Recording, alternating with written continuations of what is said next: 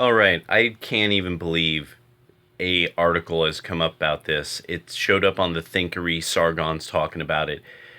University of Wisconsin at Madison has given some bitch a whole bunch of fucking money to study Ebonics. So once again, this fucking fraud, Ebonics is back. This is why I read Thomas Sowell on my channel. Now that he's retired, already his work that has disproven that Ebonics is a thing has that this fucking this really takes little more than knowing anything about Black American music history going back to like the 1800s. You know, like I mean, really like the 1890s. All you have to know is a little bit about that.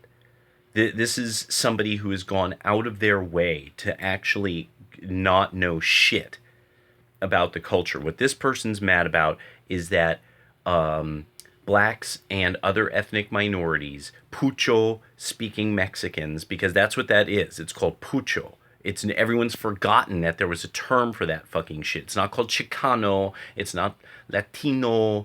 No. It's called Pucho. It's a specific northern, southern Texan, northern Mexican mishmash type of language that was and all the affectations all come from that.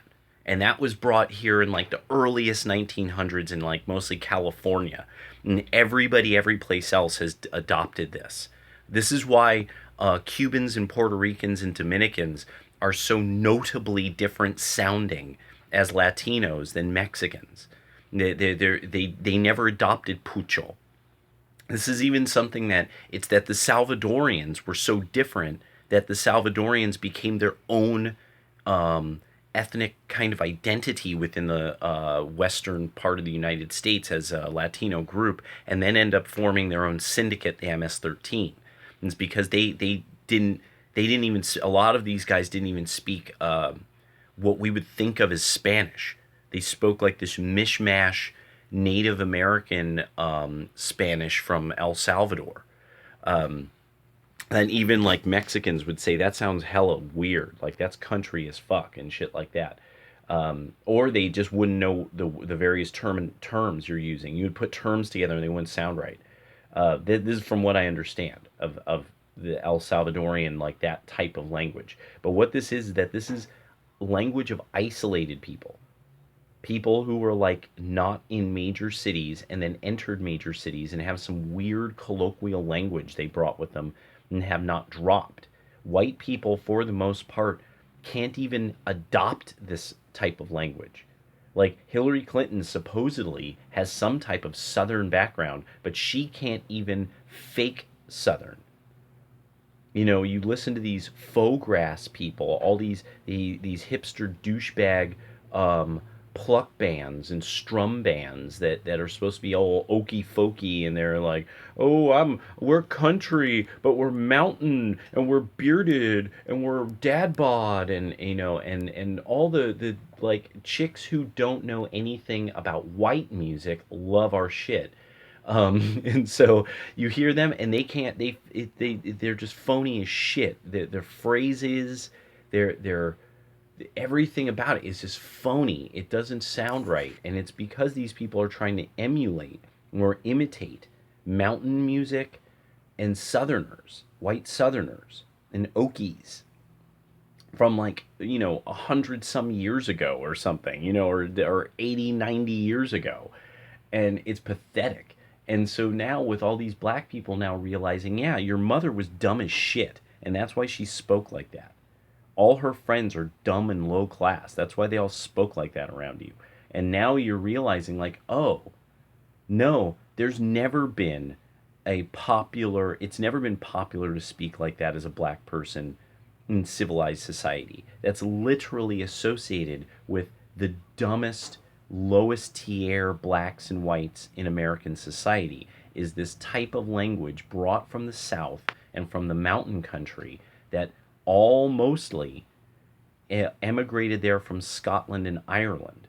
And it's entirely Scottish and Irish. And the reason why you can then compare notes and find out that this is true is because of similar affectations in Jamaica, where the Royal Irish Army or Irish Imperial Army or whatever was stationed heavily.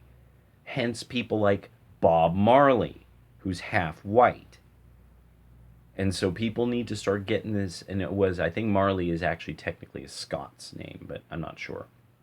I'd have to look that one up. It might actually be British, but I always thought his dad was actually fundamentally of long Irish British descent, but I'm not sure. I'd have to look that up again. It's been a while since I've read his biography. Anyway, this kind of shit about Ebonics, this has been dealt with. This has been dealt with by a number of people, and in dealing with the phoniness of Ebonics, we've actually gotten into a lot of understanding of precisely what groups of people emigrated at early times in America and affected the language. Because there's things about New Yorkers, New York blacks who go back way, way, way, way back, like Charlie Wrangle. Why does Charlie Wrangle sound like Charlie Wrangle? Because not all black people spoke Ebonics. Oh, doopa doopa doop. I mean, it's fucking country, low class speaking that's meant to fool white people so you can like knock them out, Zetza de Goyim and take it to Gelt, and so that it's just a pigeon language. And this whole thing of like, oh, it's oppressive to have to speak up to white people's standards. What all the Chinese kids, what all the white kids are doing in class, what all the Latinos who don't want to sound like Speedy Gonzalez or some fucking like fucking what's his face from Chips, they if they want to sound like, a normal American and want to sound like somebody from the United States, they speak up to fucking standards so people can understand what they're saying. No, black people like the Ebonics thing because then they get to randomly say crazy things. People are like, oh, what's that strange word mean? Is that like super deep and ancient in meaning? And they're like, oh, let me be a narcissist, get all the attention on me about this goofy language that I insist on speaking that's inappropriate for polite society. Yeah. Fuck Ebonics. That shit is garbage. This is just about a whole bunch of people who are. It's what really this comes down to. This is degeneration. Parents used to not allow that kind of talk. That talk was not allowed in the 80s and 90s among black people. That's how you talked in the house. That's how you talked to one another. That wasn't outside of the house, outside of the community, because you didn't want to look like some fucking backward dope from the backwoods, of Georgia or something.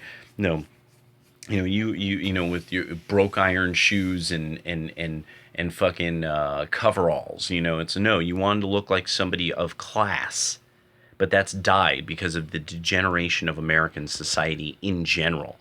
And so now everybody talks like these tooth-sucking, pants-sagging, Pucho drawl, Ebonic, I'm a rapper part-time kind of fucking bullshit language because they have no pride. They don't want to say things clearly so that people could actually get a real measure of the kind of person you are from how clearly you make your ideas understood. Yeah, there we go.